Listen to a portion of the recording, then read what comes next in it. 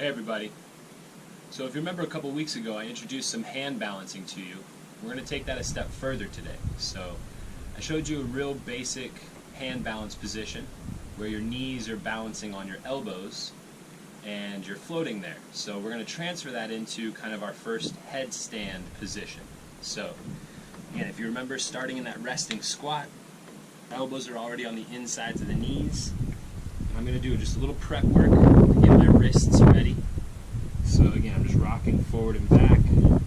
I may even turn the wrists over again. Just getting that sensation of loading. Okay, and so now, elbows are locked on the insides of the knees. I'm going to go ahead and shift all the way forward this time until my head lands on the floor. So I start to shift forward. As I shift, I'm landing the top of my head down on the ground, and my knees pretty easily come up off the floor. My feet easily come up off the floor. From here, I can press all the way up onto my elbows, and this is prepping my headstand position.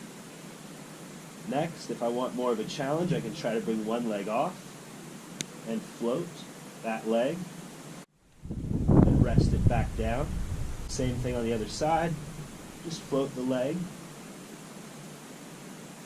And the final progression we're covering today is going to be to float both legs. So again, a lot of pressure on the hands, a little pressure on the head, trying to hold 10 seconds. Lower down slowly, placing the knees on the elbows. And as I push off my hands, I go back to my feet, and I'm back to that start squat position. So if you're ready for that next hand balance, or even starting to get into head balancing, that's your entry point right there. Make today legendary, and keep moving.